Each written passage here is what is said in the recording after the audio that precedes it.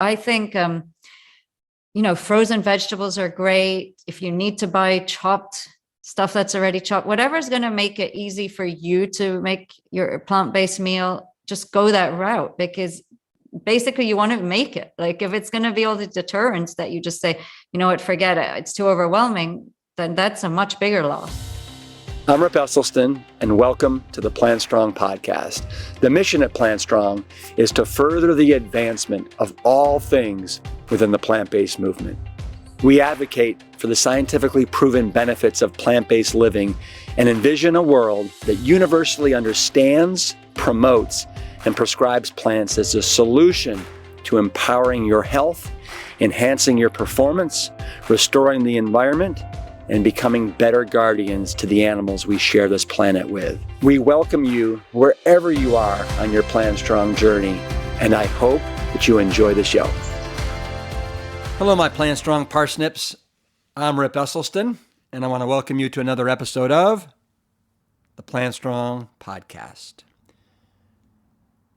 As you know, our mission at Plant Strong is to make a whole food, plant-based lifestyle simple, sustainable, and drop-dead delicious, which is why I absolutely know you're going to love today's guest, Nisha Melvani, aka Cooking for Peanuts on Instagram. Nisha has one of the most colorful and interesting backstories of any person I have ever encountered, with a super rich diversity of culture, language, careers, and education, all of which have melded together and influenced her life's latest chapter, author of the new book, Practically Vegan, More Than 100 Easy, Delicious Vegan Dinners on a Budget. And that's just it. Her recipes are practical with easy to find ingredients that can be used for multiple meals, because as a busy mom to 3 teenage girls living in New York City, her meals have to be simple and fast, but also delicious. And believe me, as a father to 3 kids myself, if the kids don't like it, they're going to say something about it fast. In fact, several of my favorite sections in her new cookbook are the sections on pasta dinners, bean and chili dinners, curry dinners, and burger and patties dinners. These are dinners that not only I am going to love and adore, but I know my old firefighting buddies at Station 2 would absolutely adore them. If you are new to Plant Strong cooking and feel overwhelmed because you think it's complicated, expensive, or maybe even boring, I want you to think again. Please welcome Nisha Melvani. Nisha, it's really great to meet you. Thank you. Likewise. Yeah. And I found you, or somehow we found you, and you've become quite a phenomenon on Instagram. So, congrats on that channel that you've built since like 2017. Yeah, it's been a while, right? Yeah. I mean, you've come a long way in a very relatively short period of time. So, and you're doing really phenomenal work. And so what I'd love to do with you today is kind of talk about your journey. You have a book that is coming out very, very shortly. And just kind of, how you fell in love with cooking, where this delicious accent that you have, comes from, and just dive into a little bit of Nisha Melvani. Is that how I pronounce your name? Perfect. Great. So for starters, where did you find your love of cooking?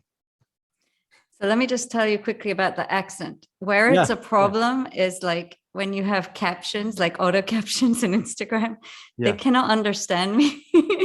So they write all what I'm saying incorrectly because my accent does represent so many places that I've lived: Jamaica, England, Montreal, New Yeah. York. And so none of the captions get what I'm saying. Right. So you were born in Jamaica, of Born in all Jamaica. of all the crazy places, and you have parents of Indian descent. Yes. So my dad migrated to Jamaica in his early 20s. And my mom is born in Jamaica, but is also Indian. Wow. Okay. Yeah.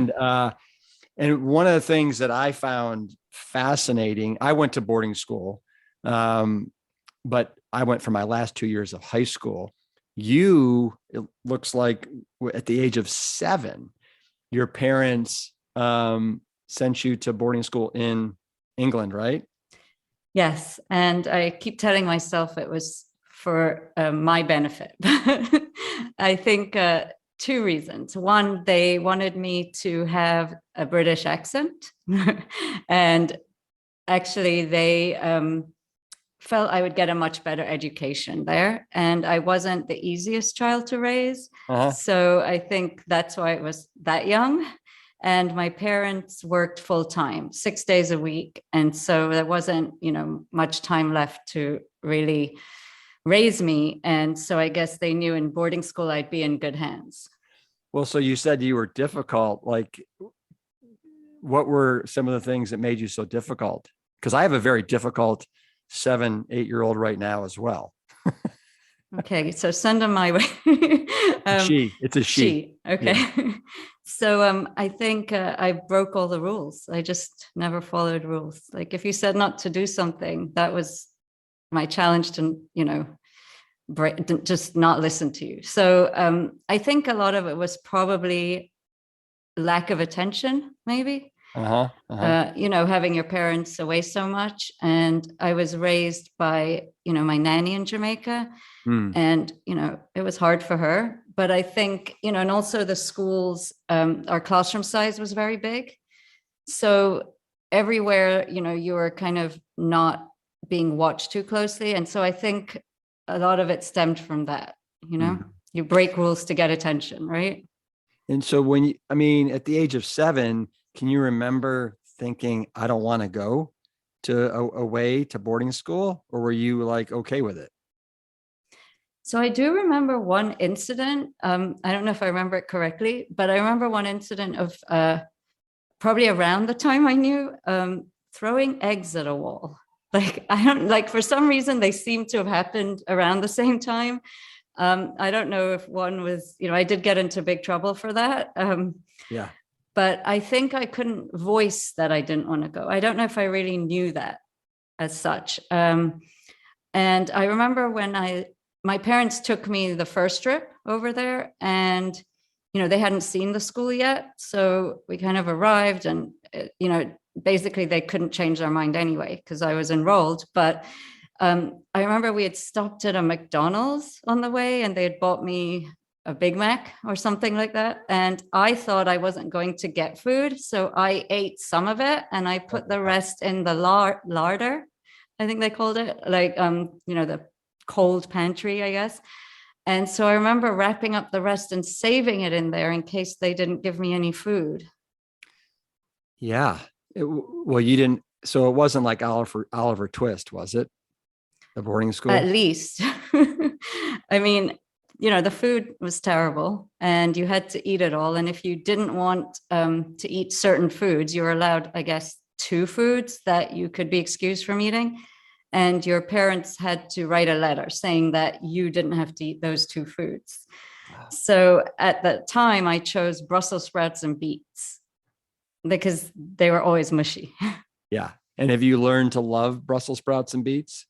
I love Brussels sprouts. Beets I like. I love golden beets. I think Brussels sprouts are so easy to make delicious. I just don't understand how they did such a terrible job, how they boshed them up so much, because, it's literally one of the easiest vegetables to cook and make taste good. Yeah. I find roasting Brussels sprouts really brings out the flavor and is nice. But if you boil them in water or something, it's like, ugh. Yeah, and roasting's so easy. It's like you just toss them in some olive oil, a little salt, Yeah. black pepper, and you're good. My kids even love that. Yeah. So were you at this boarding school in England from basically like first grade until your senior year? I was there until college. So, but I switched schools 3 times. Again, I don't really stay in one place for very long, but I have been in New York City and married for almost 22 years. So Wow. that's huge for me. I have had quite a few careers and, different friend groups. I just would get bored and go somewhere else. So I went to 3 different boarding schools because of my reason then was that the previous ones weren't academic enough. So I would switch and then switch again. But, that's really hard because you have to remake friends all over again. And, making friends in high school isn't like the easiest endeavor. Yeah. And so were all these boarding schools in England? Yes, all Okay. different parts of England. Wow. Wow. You're making me emotional now talking No, about it. that's good. It's good. It's good. It's good. I mean, I want to take a little bit of a walk down memory lane. It's all right.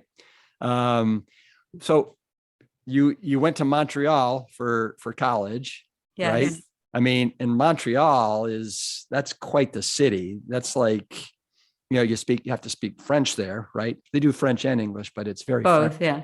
Yeah, I think they call it like a mini Europe or something like that. What do they call It really is. It feels like that. The Yeah. cobblestone streets and it's the lights. It's beautiful. Yeah, I've always loved Montreal.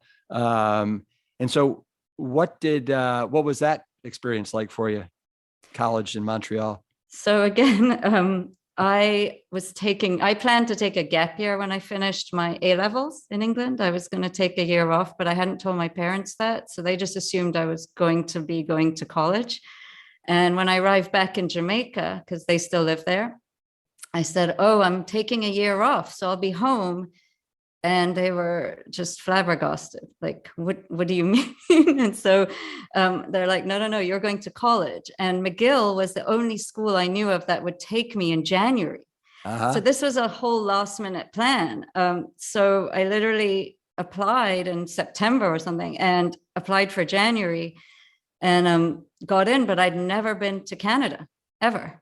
And I had no idea about Montreal being cold. I mean, I'm from Jamaica. It's tropical weather. So I landed in January. No one came with me. I landed in Montreal and my first thing that happened is my eyelashes froze. The tears just froze. And I was like, oh my gosh, this has never happened to me ever.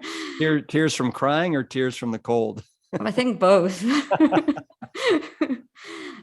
So, I kind of just threw myself in there. And I have to say, though, it was, I think, my favorite place I've ever lived. Wow. Well, and McGill is quite a university. I mean, that's a great school. It's got a great reputation. Yeah. And I did pre-med, so it's really good for medicine and pre-med. Oh, pre-med, which probably served you well since you became a dietitian, nutritionist. Exactly. But I will say my first career was an investment banker. And that was where? In New York City. But what happened is I did pre-med and then I realized I wasn't probably going to be a doctor. So someone said to me, if you do economics and do really well, an investment bank will pay for you to move to New York City and you can live in New York City. And I was like, what? Really? That's so cool. So I quit pre-med. I kept my biology major and I did economics in a year and a half because after doing chemistry, economics is pretty easy. And I interviewed at several investment banks and lo and behold, I actually did get a job and they moved me here. So it was a great way to come to New York City. But a year later, I no longer worked in investment banking. And is that when you became a second grade school teacher? Yes, exactly. That was great too. Wow. And how long was that? Did that last for half a year or a year? One year. No, I think I might have done the 2-year requirement. Wow. I think there was a 2-year requirement. I think I completed it. But I knew then I loved education, educating. And I always love food and I love chemistry. So I wanted to go back to school, and it seemed the most natural thing for me was nutrition education. Right. And you got your master's in nutrition from Columbia. Columbia. Wow. And then that led you to go to cooking school, right? So, well, actually, when I was about to finish at Columbia, I had a baby, and then I had another baby, and then I had another baby, all within 3.5 years. So career took a hold. I did finish my degree, though, about 6 months after the first one. And even though I wasn't, practicing, I was practicing because I was cooking every day. And, that is basically what nutrition is, So I never really left what I was doing. I still read journals. I educated myself. I love what I do. And so I kind of kept, it was an easy career to keep at the forefront, even if you're not actually counseling people, you can still stay current in your own house. Mm-hmm. So did you go to the Natural Gourmet Institute after your third child was born? And so no, it didn't quite go like that either. I always wanted to go to the Natural Gourmet Institute, but I was a stay-at-home mom for a long time because I don't think anyone would have looked after those 3 kids born within 3.5 years because it was pretty crazy, at least on their own. And so I stayed home, and my mom never stayed home. So I think it was important for me to stay home, having never been stayed home for.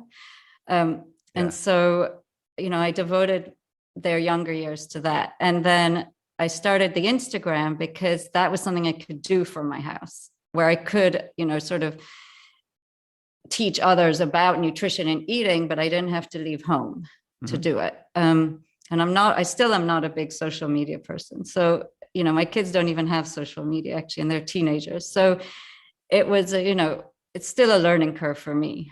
My friends who are younger are so much quicker on all the new things on Instagram. I have no idea. So they make fun of me all the time, but that's how I started the Instagram. And it was more just where I would actually go into little cafes or supermarkets and show people what's the healthiest options to buy or to eat or choose there. And then it turned into learning how to take photographs by myself. And my mom bought me a DSLR because she used to sell Nikon in Jamaica. So that's kind of how it started. And then I decided to take a break off Instagram and go to cooking school. Wow. And so that was when, 2018, 2017? I think so. Everything's kind of around that. Yeah. Yeah. Well, do you remember your first Instagram post on February 8th, 2017? Was it like chia pudding? It was chai chia pudding. Exactly. Oh, wow. Chai. Well, it's actually chai chia banana nice cream is what it was. Wow, you did your research. Oh yeah. I mean, it was fun. It was an absolute blast. Yeah. Yeah. Watching you, when you got your first 1,000 followers and then 100,000, I mean, you're sitting at 435K right now. So that's substantial. It's funny. followers. It means much less now than it did then. I feel now it's, you've matured. It's been so many years. I think the numbers are less important now than how many people you actually really help, I think. Mm-hmm. Amen to that. Yeah. We'll get back to Nisha in just a second, but I wanted to share a quick review we recently received on Apple Podcasts. And I love it because the subject line reads, Aspiring Whole Foods Plant-Based Human. And it reads, I listened to all of the episodes while working from home, and now that I've returned to the office, I am so excited when a new episode is released and I can listen to it on my commute. It's my favorite inspirational whole food plant-based podcast. I'm not completely there yet, but it helps to keep me on track and my frame of mind in the right place. First of all, thank you for this lovely review. We love it when people take the time to share how the podcast has helped your life. Second, keep it going. You said that you're not there yet, and that's okay. Switching to a whole food plant-based lifestyle is simple, but it's not easy. And my team and I recognize that, which is why we have so many resources to help you on your journey, including our Plant Strong coaching program, which is designed to help you apply the principles of whole food, plant-based nutrition by removing all animal products, processed and refined oils, refined sugars, and excessive sodium from your eating plan.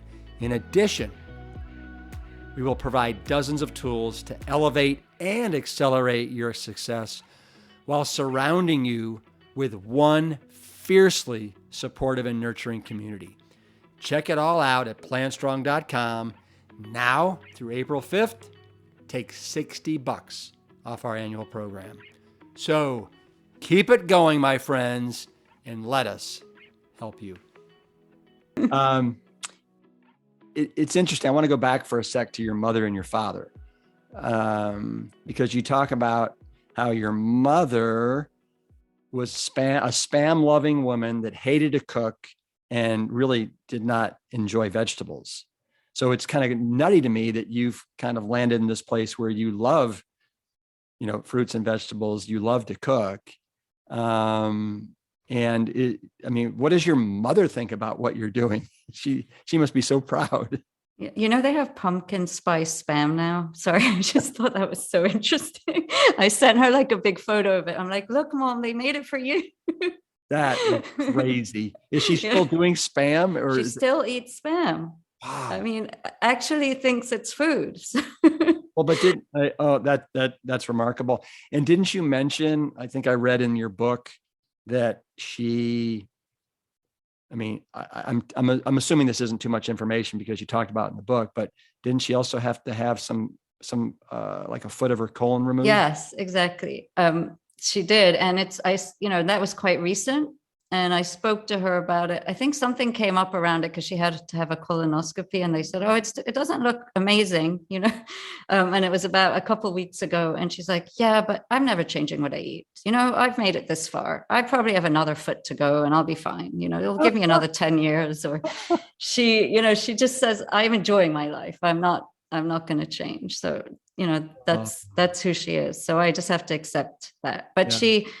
she I think I am what I am today because she actually encouraged me to do this, which is interesting. She, bought me the camera. She actually, told me, you have to go to cooking school. Like, I'm making you go. She is my biggest supporter, probably. Wow. So it's interesting. And then my dad is probably is a huge emotional support for me, but he always. Are they still together? Are your mother and father still together? Yes. Okay. They complement each other. Let's say, they are so different, but they actually have a lot of respect for each other. Now that I can really see it, it wasn't like always easy, but they do really love each other. So. Well, and the thing that, you said that your father loves vegetables, right? And the thing that just like knocked me over about your father is that here's a man that can eat a banana with the banana peel. I didn't even think that was like possible unless you were a billy goat. He's really something, I have to tell you. My dad is just a special person. He grew up in Kannur in India, and he had nothing. And he would raid orchards and steal apples with his friends, and he barely had shoes. And, so growing up, that's was the food he'd find. There's fruit everywhere that he could just steal. So that's kind of like, how he grew up. And he, so vegetables were always, and fruit were always a mainstay of his diet. And my kids, I remember when he did the banana peel thing, my kids, were there, and they just were mesmerized because he literally didn't struggle at all. It was like he's done this his whole life. And he's like, of course, you always eat the whole food. So I think he took that literally, eat whole foods, and he eats the whole foods. I've heard of people eating like the peels of mango, but never. I do that actually. Oh, wow. The yellow mangoes, what are they? The champagne? Yeah, I eat the skins. Actually, it's funny because my kids were watching me like 2 days ago and I was like, yeah, they're slightly bitter. They're great. I just can't, it's so much work to peel them and they don't taste that bad. Wow. So I've got one right behind me here. you should try it. It's good. Yeah. Well, I guess I'll be sure to wash it off pretty nicely. And then, do you just bite into it like an apple? No, I sliced it and then but I didn't peel the slice. Like when you just cut the four sides off. So you just have the seed. Okay. Yeah. Yeah. Nice. Yeah. I'll give it a whirl. I do the kiwi with the whole everything on. So I have one kid we eat kiwis almost every morning. And I have one child who just makes me peel it for her. So I eat her peel because I know how good the peel is. So literally my bowl is full of peel too. yeah. Yeah. But I think what I do get from my dad is I can eat anything like bitter. I have a very high tolerance for any tastes. It's a little unusual. Like my kids are always, surprised. Yeah. Even eggplant? You like eggplant? Yeah, I actually made some yesterday because I needed to do a photo. Wow. Yeah, there really aren't. I can't think of a vegetable that I don't like. Yeah. How would you make me like eggplant? What dish would you make for me? So actually the dish I made yesterday, I don't know if I could show it to you in my book. It's a really pretty picture. Well, do you know what page it is? It's the eggplant ratatouille. So it's like, it's in comfort food. You go ahead and find it. I'm just going to. So this is the book that Nisha has put together, Practically Vegan. Why is it called Practically Vegan? That's such a kind of unusual combination. I have gotten so much flack about that. Because does it mean like barely or almost vegan or practically vegan? I know. I'm wondering if I should really have gone with this name, but the way I meant it was when I was writing the proposal, I was like, these recipes really are practical. Yeah. You're using the same spices in different ways over and over again. You're using the same condiments in different ways over and over again. So you are never having anything gathering dust in your pantry. Yep. You are becoming really competent with those spices and herbs and condiments because you're using them over and over again and you're finding different ways to do it. So it's very budget friendly. It's very practical. And you don't have to be completely vegan to enjoy them. You can be someone who wants to eat more vegan and practically vegan. So that's sort of. I think it makes a lot of sense. And I'm actually kind of playing with you a little bit. No, I think it's a great title. Really? I do. I have been a lot of Instagram followers have said, why did you call it that? Like, is it vegan? Is it not vegan? Yeah. It's a good conversation starter. Anyway. It is. Great one. So it's page 178. Oh, okay. 178. Yep. Got it. And so that's it right there. Oh, so the inverted ratatouille. Yeah. There she blows. All right. Well, the next I time actually made that yesterday. And good. I think it's eggplant, but you score it so the flavor really gets absorbed into it. And, you always my favorite method, roast it. And then you make a whole kale and chickpea and with lots of spices sauce. And then when you take out the eggplant, you top it with all that, tomatoey kale and chickpeas, and it's great. Yeah, it sounds good. I would love to try it. So the way you were just talking right there, and you talk about it in the book, is one of the things you're always trying to do is build flavor. And I'd love it if you could talk about different ways that people at home can build flavor to their plant-based vegan cooking, whether it's with spices, whether it's with herbs, seasonings, condiments. So for me, I always start with aromatics, which is your ginger, your onion, your green onion, your red onion, white, yellow, whatever color you want, and garlic. And I think the amounts to me aren't always like written. It's sort of I eyeball it. And I think once people cook enough, that just comes naturally. Yeah. So I feel once you have your aromatics and then you cook that. And then you add spices, herbs, and you can either use fresh or dried. Don't beat yourself up because you don't always go and buy yourself fresh herbs. Just, making your own plant-based meal at home is enough.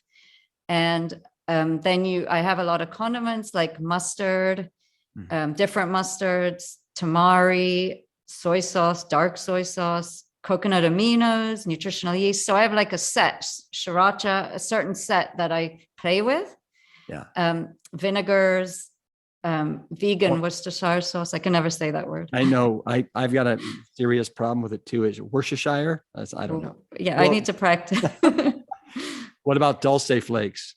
Yes, I do have those too. I love those. Yeah. Even on popcorn, right? So I basically have a set, which is in the book, of spices, herbs, and condiments that I just always have. And when I do my grocery shopping, it's really easy because I just see which of those am I short of and buy my aromatics. And then which vegetables I buy is not really that important because you can really use them all in these, like the recipes are so versatile. And the way I cook is very versatile. Like if you ask my kids, I never know what I'm making for dinner. When I go to the supermarket, I see what's available, what's priced well, what looks fresh. There isn't like this plan. The plan is that I need my aromatics, my vegetables, some kind of protein, some kind of starch, and the condiments and spices. That's it. And once I know, once I do that enough, I can just vary everything depending on taste. A quote that I saw related to your book, which I think reflects very well on it, is culinary adventure meets weeknight simplicity to make satisfying, simple, and economical dinners. Where's that from? Oh gosh, I can't remember. You know more about my book out in the world than I do. I saw it and I was like, oh, I like that. That's good. But it sounds like those are things that are very important to you. The simplicity, satisfying. It sounds like you're very conscientious about the price of things. And then, your Instagram handle is what? Cooking for Peanuts? Yes. There's another play on words. I seem to just always go with playing on words for some reason. Yeah. Yeah. So let's talk about other ways to kind of, elevate plant-based cooking. And like, for example, let me think for a sec. Like beans and grains. What do you have a certain like beans or grains that you love working with? It's funny because everyone's so focused on protein, like, oh, you're not going to get enough protein. Now, it's very rare that you would not be getting enough protein. It's so easy actually to get protein. It's really fiber that so many people in this country are deficient in. It's fiber. And what's great about beans and the whole grains you're talking about is they're rich in fiber and protein. So, I think that's what people should focus on more is fiber. And that's, lentils, legumes, that's where you're really going to get it. And you really don't need to think about protein. You're going to get protein.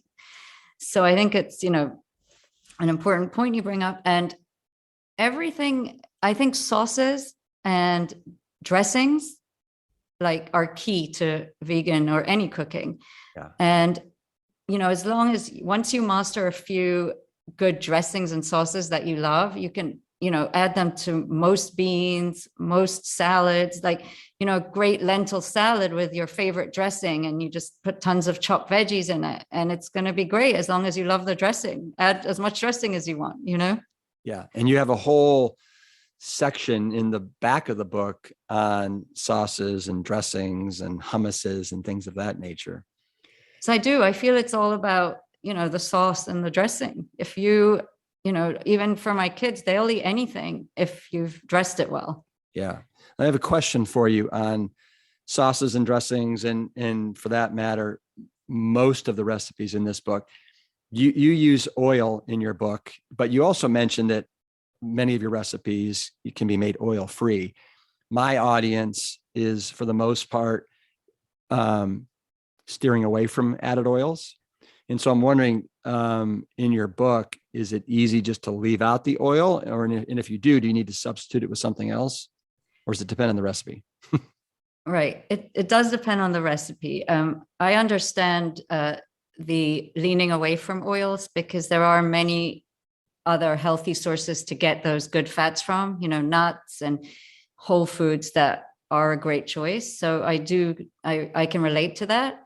I think when I don't want to cook with oil, I'll use vegetable broth or coconut aminos or lemon juice or some kind of balsamic vinegar, like for roasting, to add flavor. So, you could just omit the oil and add some garlic powder, onion powder, and balsamic vinegar and roast, and it tastes great. So, and where you cook your aromatics, you can omit the oil and just use vegetable broth instead to add a little flavor to that. So that's, I have a lot of curries and stews and, soup, that kind of recipe, which is saucy, and you can totally just use vegetable broth. Yeah. Yeah. And I noticed in one of your hummuses, I can't remember which one it was, but you actually used an ingredient that I've never seen before in a hummus, and that was baking soda. It made the texture much lighter. Yeah. Yeah. It just lifted it. That was actually, it's funny. That was one of the last recipes I did because I had a different hummus in there and I wasn't fully happy with it. I felt like the texture was still too dense and I wanted something really light. That's what I was imagining. And I actually sent it back to the editor and said, actually, I want you to replace it with this. Nice. Good memory. This is like a 2-year process. I know. I know. So you mentioned, Jonathan Safran Foer. Am I pronouncing that right? Foer, I think. Yeah. Yes. He wrote the foreword to your book. It sounds like you guys kind of bumped into each other because your kids go to the same school. Have you made any meals for him, or has he tried some of your recipes? So how it all actually started is his eldest has Instagram.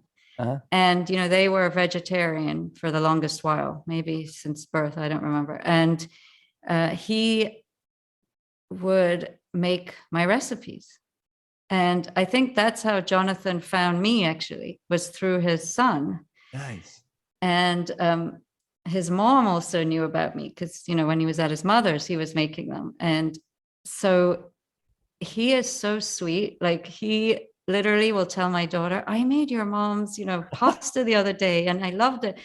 And it's that really keeps me like going. It's just so endearing, to hear. And that's how Jonathan learned about me. And then he said to me, if you write the book, I'll write your foreword.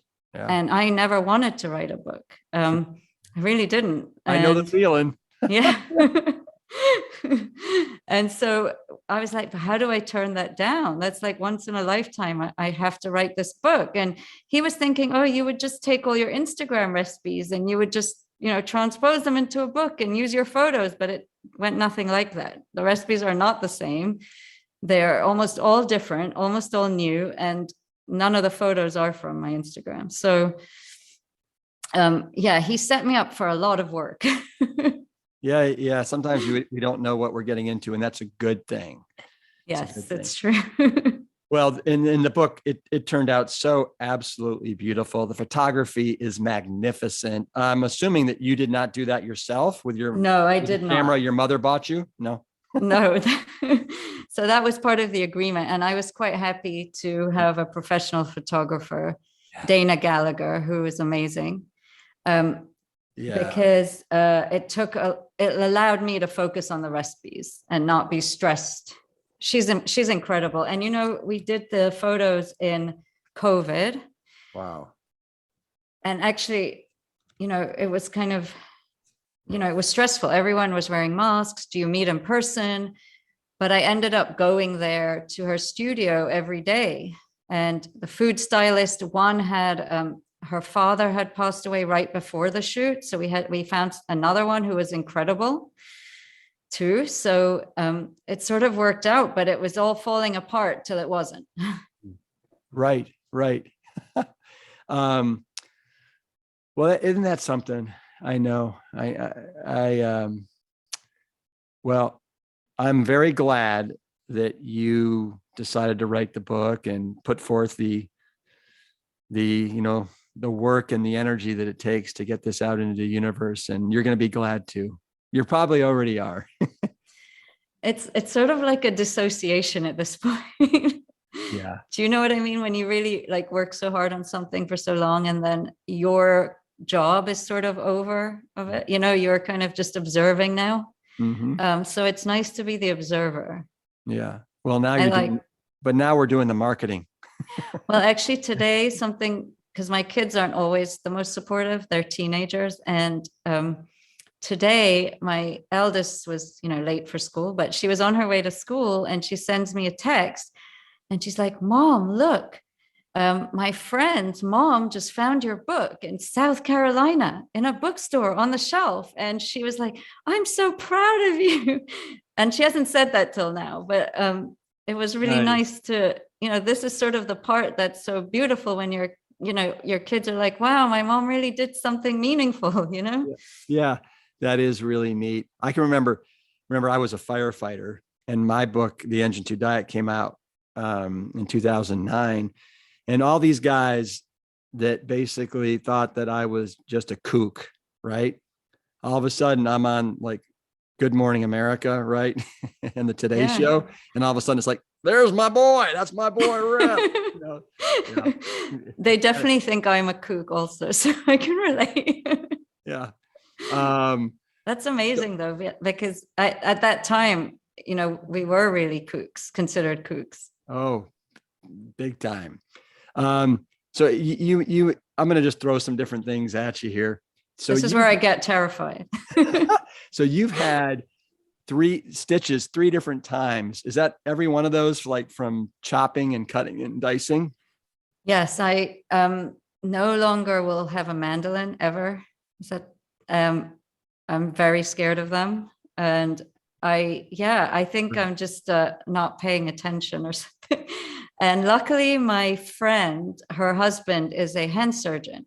Oh. And he is on Canal Street, which is about a 10-minute drive from me. So he stitched me up every time. And one time I had been cutting beets, and this is not a made up story for drama, but I had been cutting beets. So when I walked in, my hands were completely red. Like it was so scary because he knew I'd cut myself. And then the whole of my hands were bright red. And she said, for a second there, it looked so scary. We didn't know what you'd done. Yeah. Well, good. What's the most stitches you've ever had at once? 3, 4? 3. So 3 and 3. 3 times 3 stitches once. Wow. Okay. Not too brutal. You, in looking through your Instagram feed and looking through your book, I think one of the products that I see that you seem to absolutely love and adore, and you have a quote. You say, "When life gives you, when life gives you tofu, what recipe should I make?" But I've seen more recipes with tofu. How much do you love tofu? So much so that I actually have some batches of frozen tofu in my freezer right now, ready to make some chicken with. Yeah. There's the whole myth of soy being, bad for you. And I actually talk about this in my book. And, no study has found that to date. And I make a joke, my husband's been eating soy for years and he still hasn't grown any breasts. I would know. So, I feel I always have to, people ask me that so much. And, I think I just want people to understand that it really is okay to eat soy and tofu. But yes, I do love tofu because it's so versatile. It's like, just goes with almost anything. One of my favorite ways to have tofu is to crumble it and make a bolognese. But the trick is to saute it really well first, so it has almost like a crunchy texture. Oh. And so, if you crumble it really fine and you use a large skillet, so there's enough surface area. And if you're oil-free, just go with a very non-stick surface. Yeah. And what I would do in that case to be oil-free is I would add a little coconut aminos, because then you're caramelizing it almost. Mm-hmm. And so it flavors that tofu before you then go and use it and add it to the sauce. Nice. Is that and then are you using different spices? Tons. This recipe it's like paprika, chipotle, cayenne, chili powder, nutritional yeast, tamari, garlic powder. It's no chopping though. You do not have to chop one thing. Yeah. No stitches. No stitches. I should do that stitch-free recipe. Yes, that's right. And so is that the spices that you're using with the tofu? Is it similar to what you use when you're making your tofu beef tacos? Like yes, the walnut meat? Yeah. So what you'll find is once you get the tofu meat down, you can use it in so many things. Mm-hmm, mm-hmm. You just kind of, I'll use it in this dish. I'll make a soup with it, like to add more protein, more good fat. Or just make a more substantial meal. Once you just get that whole tofu meat thing down, you can use it in so many ways. Yeah. And so you just mentioned that you've got some tofu in the freezer right now. That's a combination that I think a lot of people don't associate. Like, why would tofu be in the freezer? Right. And I've been doing that for years and years and years, but you mentioned you do it twice. Yes. Right. You'll take it out, thaw it, and then freeze it again. What's going on with the freezing? So food safety wise, I don't know if it's like the best thing, but I've not gotten sick yet. So, so what it is it just like makes it even more spongy. I think what you're doing is the ice crystals are, enlarging those spores or inside the pores, whatever. And the cells, sure. Yes. And then you're removing it and then they're melting and then you're putting it back in and enlarging them again. And so for some reason, it just intensifies that sort of spongy texture. But, you can just do it once. It's just fun for me to keep doing it. I haven't done it 3 times.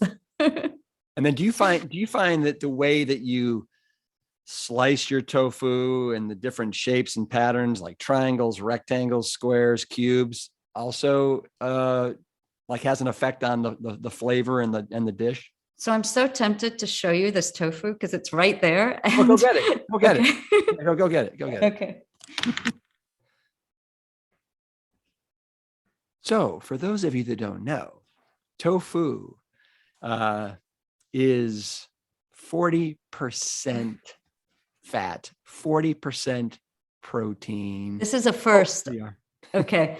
So here it is. It's frozen in this container. I actually put it in the fridge this morning. So I ended up, again, I don't like to do too much work. So I didn't chop anything this time. And I literally just broke it. Oh, yeah, you sure did. Is this the first or second time that you've frozen? So this is the first. Can you see? Yeah. Yeah. Right there. We can see it. Yep. Absolutely. Yeah. So it turns yellow. It looks like cauliflower. Yeah, it does. So I basically just broke it into chunks. And then what I'm going to do with it is I'm going to toss it in some seasoning, some nutritional yeast, and I'm going to air fry it. Oh, so does that mean you have an air fryer? I do, and I don't use it enough. So it's actually, I like my air fryer. It's a little cute Cuisinart one that it seems less toxic. Like the inside is more stainless steel. So I think a lot of ovens these days, you can put it on different settings, like, bake, convection, blah, blah, blah. And I'm wondering if that has this similar effect. So should I tell you a secret? I don't have a working oven. Really? I did when I wrote my book, because I wasn't at home. It was COVID. But my oven broke in my apartment about 2 years ago, and I haven't fixed it yet. But what I did do, because I have there's a whole other story behind that. But what I did do is I bought a Breville toaster oven, convection oven, and it's so good. It's just the negative is you can't cook a lot of anything. So I'll have to do batches. Yeah. But it's, if you actually don't have an air fryer, you can use that toaster oven. I use it for everything, and you can just put it on the convection setting and it works exactly the same. And another trick I've learned is with chickpeas, people always say, I can't get them crispy. They don't get crispy. So what I like to do is after you roast them for about 15 minutes, I put it on the broil setting in the toaster oven. I put it on the broil and I do it for like 2 to 3 minutes until it looks really crispy, and it always works. And then what do you do with those then, now that they're crispy? Do you put them in salads or anything? Anything, yeah. Salads or a favorite. But even in like, I mean, you can put them directly into curries and stuff, but I kind of like when they have that texture first. I think one of my, well, first let me say that, in going through your book, like you were speaking to not only me, but all the firefighters that are out there that love like pasta dishes and burger dishes and, curry dishes and chilies, and you have a whole Asian fake out section. These are like hearty, wonderful, satisfying dishes. But I want to go back to the curry. I am such a fan of curry, but I don't use coconut. Instead, I'll use coconut extract. I don't use coconut milk. And so I think I noticed that it was your red lentil go-to curry where you don't use any coconut in there, if I'm not mistaken. So I'm with you. Like you can really coconut, it's like used so often in vegan cooking, it's an overkill sometimes. Yeah. I agree with you. So I found ways to give that delicious texture without coconut milk. And that curry, I have to tell you, anyone I've ever made it for loves that curry. It's got to be one of the most cherished recipes I've. And the sweet potato, I think that's the one where I sort of blend the sweet potato, gives it that texture, and it's delicious. It really, and also another, I sometimes use oat milk, but you have to buy the oat milk that is like Barrister? What's it called? Well, you mean it's the one that they use at baristas? Barista. There you go. My accent. Sorry, this is the problem with having lived in so many places. Exactly, because that one's much creamier. Yeah. And so that also works. Sometimes I do that. Yeah. Or cashews. I blend cashews, and you just need a very little amount so it doesn't get overly thick. So I do that sometimes. Nice. Do your daughters love your cooking? So it depends on the daughter. My eldest is vegan. My other two are vegan, but they like cheese. So they eat cheese. They just really love cheese. They never gave it up. So my youngest is an amazing cook. She cooked for us in COVID, and she was 12 years old. And I was working on the book. My husband was working a lot too. And she literally could walk into the kitchen, look at what we have, which is how I cook, and just create a meal at 12. Yeah. She's so competent. She's actually a very good baker. She's a big mess when she does, and she's very mindful. So everything she does is very slow. So if you want to eat at 7, you'll have to notify her around like 4, everything in life she does is like that. It's actually really beautiful to watch, because I think so many of us have lost that. Yeah. That mindfulness. The middle one is sort of could go either way. And my eldest, who's going to college this year, is so bad in the kitchen. I mean, I think it's mostly she's incredibly intelligent. She's a chemist. She's like your mother. Yes. Well, yes, not at all, but she loves in the kitchen. Maybe worse. She loves vegetables. But she, like last night, I said to her, Naya, got home late. I said, can you just cut some oranges for us? And she makes me peel them all, slice them really like bite size. And, every day they come from school, and I do that. I've spoiled them, I think. So when I tell her to cut the orange, she won't peel it. She literally just cuts a few slabs and puts it on a plate. So no one eats it because it just doesn't look good, And so this is sort of this just represents what she's like in the kitchen, in everything. So I don't know if it's that she's so smart that she realized she should fake incompetence to have everything done for her, or she just sucks. I don't know. It is amazing how each one of our children, your children, every child out in the world is their own individual snowflake, right? Yeah. They really are. Snowflake's a great analogy. Yeah. Because they are all different, and yet we think they're not. Yeah. They are so different. I want to come back to another it's another soy product that I absolutely adore. A lot of people don't like it, and that is tempeh, I knew you were going to say that. which is fermented tofu. Yeah. No, because there's a restaurant in New York City. They used to have two of them. I think they only have one now. It's called Suen. Yes, I love Suen. It's near my house. Okay. And whenever I go there, I get this tempeh platter, and they have the most delicious carrots and tempeh that just melts in your mouth. And Yeah, I love that meal. And so you in your book, you talk about simmering your tempeh. And it just made me wonder, is that what they did at Suen? Is that the trick? So I'm so glad you brought up tempeh, because I love talking about tempeh. It's actually going to be my next focus on Instagram coming up, because I have an idea. But tempeh, that's probably was my kid's least favorite food ever for a long time. And I now joke that I have 3 tempeh loving girls. Because that to me was the biggest challenge, is how to make tempeh taste good. And I really put a lot of thought into it and effort, and I reworked it a lot. And so what I found, and recently now when we have it, they actually, and I'm not just saying it, they do really like it. They didn't even know it was tempeh the last time. So I know it's sad that I'm trying to make it not taste like tempeh, but it's okay.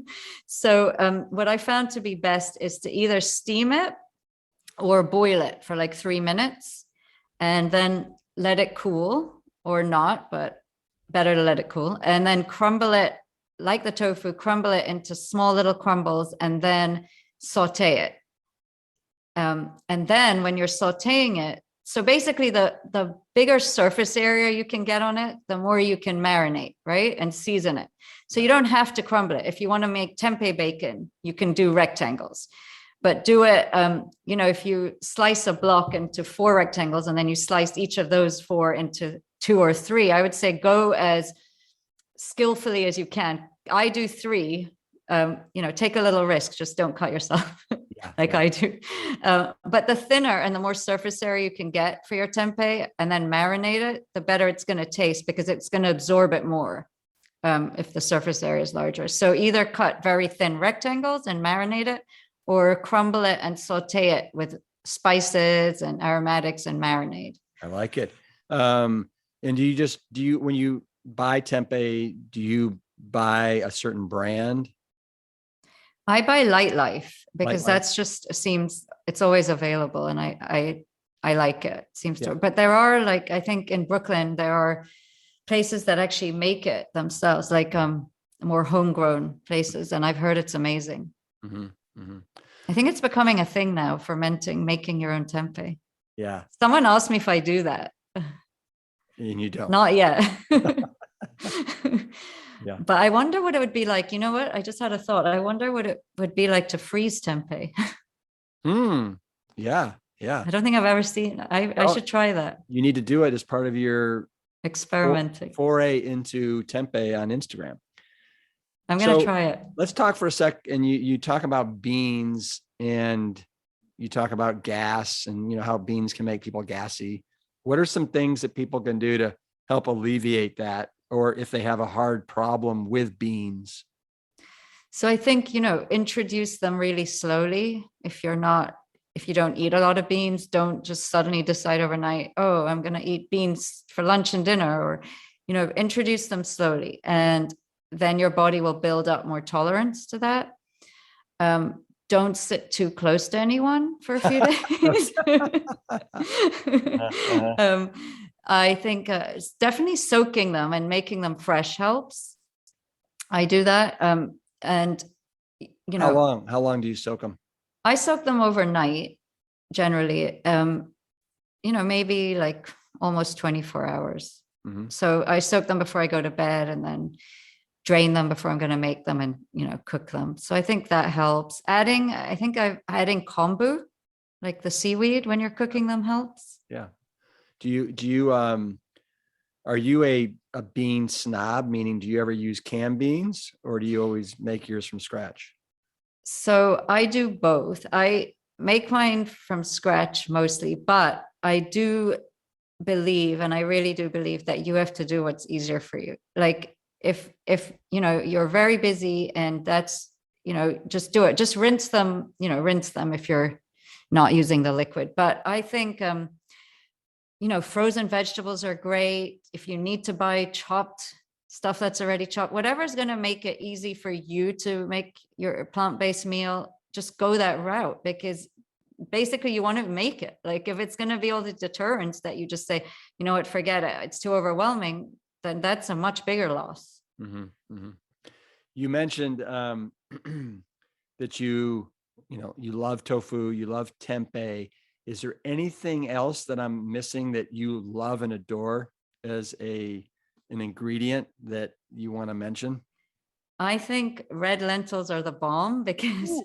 they are like these tiny little gems, and they're so packed with fiber and protein, like you would never think just looking at them. And I love the color. I think they're really pretty. That's one of my favorite colors. And they cook in less than 15 minutes. So whenever I always have them in my pantry. Whenever I'm in a crunch, like tonight, I was like, what am I going to make for dinner? Do I have red lentils? Then I know I'm good to go, because they're so versatile. Just, I can make almost anything with them. So that, to me, they're a gem. So you look in your pantry, you see you've got red lentils. What are you going to make tonight for dinner with those red lentils? So I'm going to make a soup, because I have some sweet potato and some onion and ginger. So I'm kind of going to just wing it. I'm going to probably flavor it more Indian, like cumin, coriander, and go more. I'm going to take an Indian route, but I'm not putting any thickener. I'm going to make it a little more liquidy today. Uh-huh. And will everybody in the house eat that? They have no choice, right? And where's your husband stand in all this? He has been on my journey, which has been really great, because he, occasionally he'll speak to some friend in the office and he'll be like, my friend told me I'm probably not getting enough protein. And I'm just like, I cannot educate you on this again. Like, I cannot do it. I've been telling you this so many times. So occasionally he gets, a little convinced by others, but then he always comes back. He's like, but he doesn't eat meat, and he feels great. So I think, we do our Iyengar yoga together. We eat the same food. It's good. We walk a lot. So I think I'm fortunate to have someone who cares about their health and well-being too. Nice. That's great that you guys have that supportive relationship. You mentioned that yoga. What kind of yoga is that exactly? What is it? What's the practice? So it's a very like the first kind of yoga that ever came to be. It's the original yoga. It was taught by BKS Iyengar in Pune, which actually, well, they say Pune. I say Pune because I knew Pune from long ago. And that's where my dad spent a lot of his life. And this, they have a big center in New York City near me. So we've been going for years and years. And what I like about it is, so they have various levels. I refuse to leave level 1 because I think there's no need to leave level 1. It's so strengthening, and you're doing shoulder stands. You even do a headstand if you want to, but a lot of it's based on sort of holding your position for a long time. Oh, really? Yeah. So, your arms are kind of out like this for so long, and you'd be surprised how much like strength you gain under here. Yeah.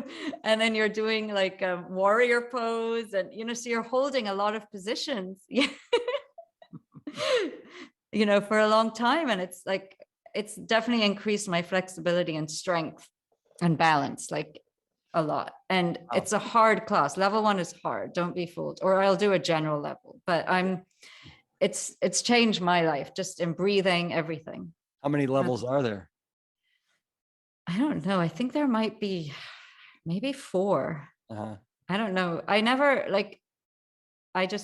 very happy where I am. Uh-huh. To me, it's not like looking what everyone else is doing. Yeah. Remember, I like to break rules, so I'm refusing to climb the levels. Nice. Nisha, this has been a lot of fun.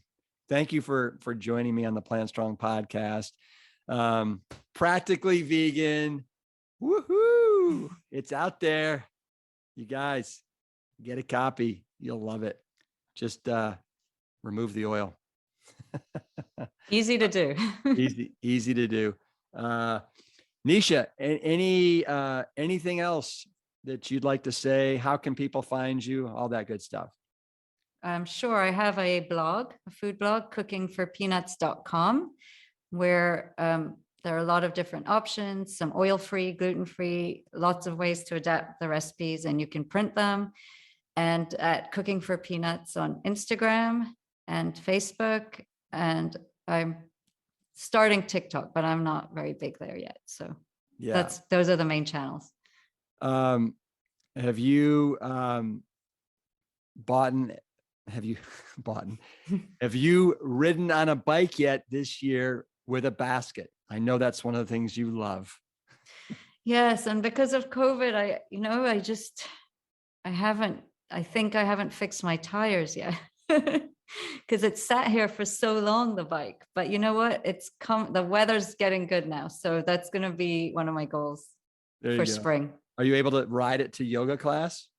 I can, because they just started in person. Nice. And they actually moved to a smaller space, but it's even nearer to my house. So yeah, fantastic. I'm going to be going there soon. Well, hey, you know what? Namaste. You too. Thank you. Thank you. Thank you, Nisha, for your stories, recipes, and real life example of living Plant Strong in a very busy world. You can follow Nisha on Instagram at Cooking for Peanuts and pick up her debut book, Practically Vegan, which is out right now. Of course, we'll have all of the links in the show notes. We'll see you next week. And until then, keep it Plant Strong.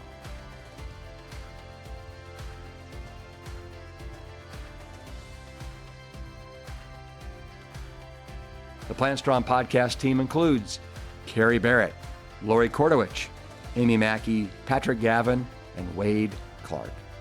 This season is dedicated to all of those courageous truth seekers who weren't afraid to look through the lens with clear vision and hold firm to a higher truth. Most notably, my parents, Dr. Caldwell B. Esselstyn Jr. and Ann Cryle Esselstyn. Thanks for listening.